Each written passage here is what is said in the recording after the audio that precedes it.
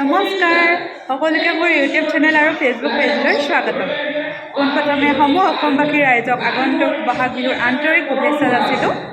আৰু আমাৰ আজি স্কুলত বহাগী সুবাস নামেৰে এটা ধুনীয়া অনুষ্ঠান পাতিছে, প্ৰাক বিহু।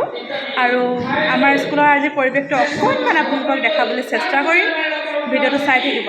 অলৰেডি আমাৰ বিহু ষ্টাৰ্ট হ'লেই, মোৰ আহি পাওঁতে অলপ পলম হ'ল, তাই দুখ নধৰিব আৰু দেই। ঠিক আছে, ব'লক আপোনালোকক সকলোবোৰ দেখাম।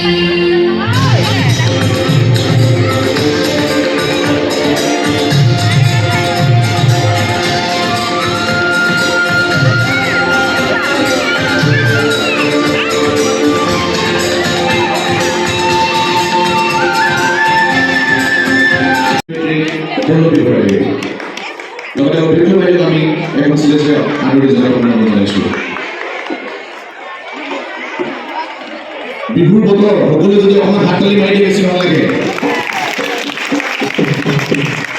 আমি পুনৰবাৰ ধন্যবাদ জনাইছোঁ বিভূতি গগৈদেৱক। লগতে হাবিও প্ৰদৰ্শন কৰাৰ আগতে আমাৰ সেয়াই হ'ল মাহ হালধি। এই মাহ হালধি প্ৰস্তুত কৰা হ'ল। তাৰপিছতে আমি কি কৰোঁ? দীঘলতি আৰু মাখিলতি, দীঘলতি লাহনি চাগে কোনেও নাজানে কি উঠি অহা চাগে, অৰ্থাৎ ব্যৱহাৰ নাইকিয়া হৈ গ'ল। আমি লাহনি লৈ যাওঁ, লাহনি লৈ গৈ, লাহনি মানে পানী সিঁচে, ঠিক আছে। পানী সিঁচিবৰ কাৰণে কি হয়, লাহনি ব্যৱহাৰ কৰা হয়। সেই লাহনিৰে আমি কি কৰোঁ, গৰুকেইটাৰ গা ধুৱাওঁ, বা নদীৰ পৰা পানী মাৰি আমি গৰুকেইটা গা ধুৱাওঁ। তাৰ আগতে অকণমান কথা মোৰ থাকি গৈছে যে গোহালিতে আমি কি কৰোঁ, মাহ হালধিৰে গৰুকেইটা নোৱাই দিয়া হয়। মাহ হালধিৰে গৰুকেইটা নোৱাই লোৱা হয়।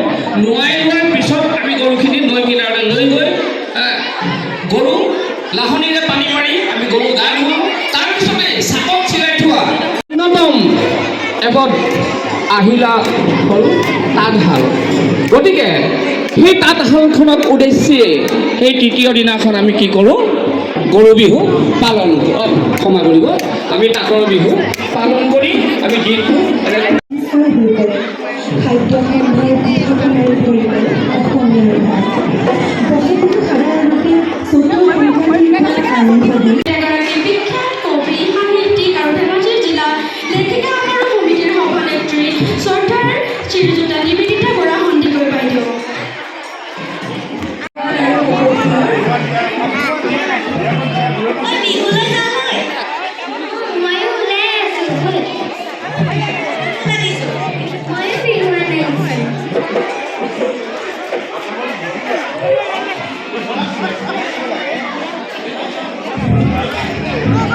ঘৰে ঘৰে হুঁচৰি জুৰে আৰু গৃহস্থৰ কুশলাৰ্থে আশীৰ্বাদ দিয়ে। এইদৰে বহাগৰ ৭ দিন ঘৰে ঘৰে হুঁচৰি মাৰি বিহুত ভোজ ভাত খাই সকলোৱে ফূৰ্তি কৰে।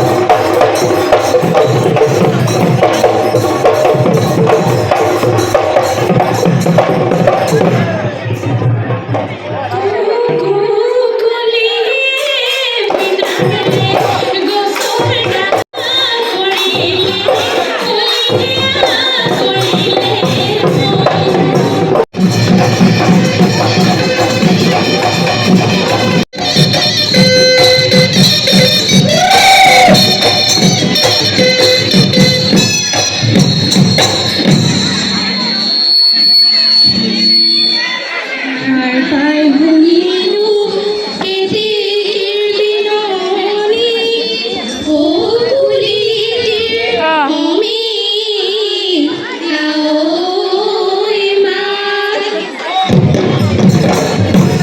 ফালে ঘুমার তুই ফালে বেবার মাতো বিহু বিহু লাগি সে গার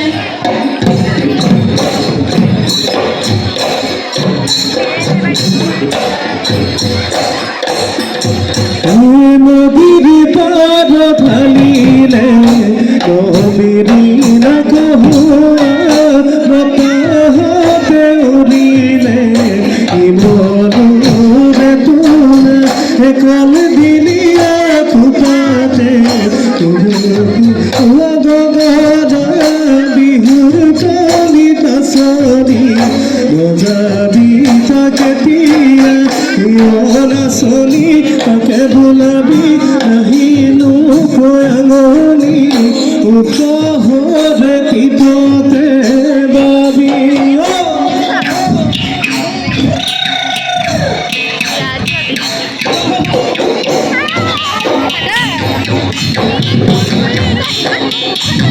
খলিজা মুরন খলিজা খালি ওই মুরন খলিজা খালি ও বিভূতিয়া পুনয় বাপতি সাহু